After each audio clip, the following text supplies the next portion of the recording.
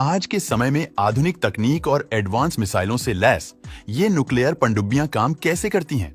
आखिर कैसे पानी के अंदर रहकर ये पनडुब्बियां अपने खौफ को बरकरार रख पाती हैं? सबसे पहले बता दें कि पनडुब्बी आखिर दिखती कैसी है।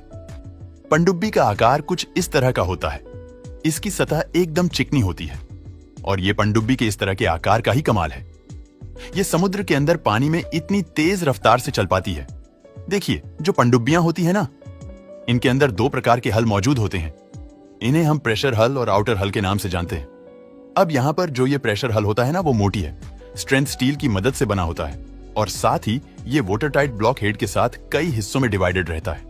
इसी प्रेशर हल के अंदर काफी कुछ चीजें मौजूद होती है, जिसमें communication room, control room, weapons रखने की जगह, किचन से लेकर कई तरह की चीजें रहती हैं। प्रेशर हल जो है स्ट्रेंथ मेटल की मदद से बना होता है। ये पनडुब्बी को समुद्र की गहराई में प्रेशर झेलने में मदद करती है। यहाँ पर आपको जानना होगा कि प्रेशर हल आउटर हल के अंदर होता है और ये प्रेशर टाइट नहीं होता, क्योंकि समुद्र की गहराई में आउटर और इनर दोनों तरफ एक ही तरह का प्रेशर मेंटेन रहता है। आप अगर पनडुब्बी के बाहरी हिस्से पर नजर डालेंगे ना, तो यहाँ पर आपको एक ढांचा नजर आएगा। यहाँ पर कम्युनिकेशन सेंसर के अलावा एक पेरिस्कोप भी लगा होता है। इस तरह के पेरिस्कोप के अंदर 45 डिग्री के अगल पर 2 मिरर या फिर 2 प्रिज्म लगे हुए होते हैं, जो कि किसी भी ऑब्जेक्ट से निकलने वाली रोशनी को रिफ्लेक्ट करके नीचे देखने वाले इंसान की आंखों पर पहुंचा देती है। इस पेरिस्कोप के इस्तेमाल से ही पनडुब्बी के अंदर बैठा इंसान पनडुब्बी के ऊपर यानी कि पानी के ऊपर हो रहे मूवमेंट्स पर निगरानी रख सकता है। जब इस पेरिस्कोप का इस्तेमाल नहीं करना होता, तब इसे वापस से आउटर हल की तरफ खींच लिया जाता है।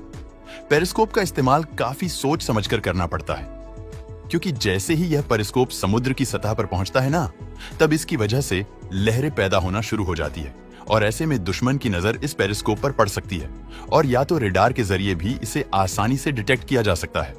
चलिए दोस्तों, अब आपको हम पनडुब्बी में लगे सोनार के बारे में बताते हैं। ये सोनार थोड़ा सा अलग है, जो पनडुब्बी के आगे वाले हिस्से में आउटर प्रेशर हल के बीचों बीच में लगा हुआ होता है। दोस्तों, सोनार एक बहुत ही खास किस्म का इक्विपमेंट है, जिसकी मदद से ये समुद्र के अंदर मौजूद एक ऑब्जेक्ट या फिर किसी भी आने जाने वाले खतरे को डिटेक्ट कर पाती है। इसके काम करने का तरीका भी काफी खास है। इसके अंदर से एक साउंड वेव को पानी में भेजा जाता है, जो किसी भी ऑब्जेक्ट से टकराकर वापस रिसीव होती है। जो सिग्नल्स रिसीव होती है उसे हम एको कहते हैं। इसी एको से पता लगता है कि सामने आने वाला ऑब्जेक्ट कितनी दूरी पर है। दोस्तों, ये जो टोर्पीडो ट्यूब है, इसकी मदद से टोर्पीडो को पानी में छोड़ा जाता है। इन टोर्पीडो को प्रेशर हल के अगले हिस्से में रखा जाता है। अगर आप इस प्रेशर हल के बीचों बीच वाले हिस्से पर हथियारों को कंट्रोल करने के लिए कंट्रोल सिस्टम मौजूद होता है और पनडुब्बी के हर एक फंक्शन को यहीं से कंट्रोल किया जाता है। यहाँ से पनडुब्बी के नेविगेशन से लेकर टोर्पीडो को लॉन्च करने की कमांड तक दिए जाते हैं। यहाँ पर weapon firing system, steering control system, diving and surface system और मशीनरी कंट्रोल और मॉनिटरिंग पैनल भी मौजूद होता है। इसके अलावा पनडुब्बी में काम करने वाले लोगों के रहने से लेकर किचन वगैरह सब कुछ प्रेशर हल के इसी वाले हिस्से में मौजूद होता है।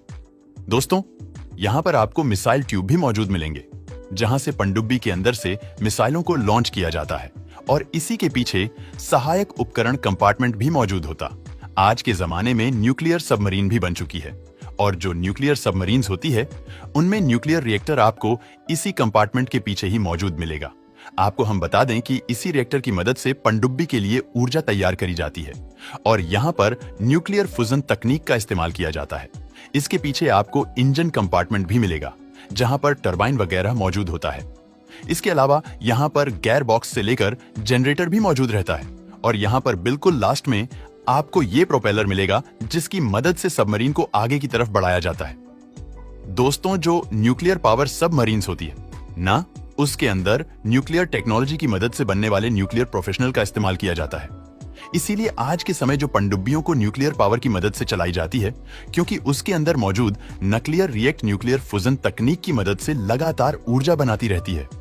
ये कहना बिल्कुल भी गलत नहीं होगा कि आने वाले समय में ये न्यूक्लियर पनडुब्बियों एक गेम चेंजर साबित होने वाली है। दोस्तों, वीडियो पसंद आता है तो लाइक और शेयर करें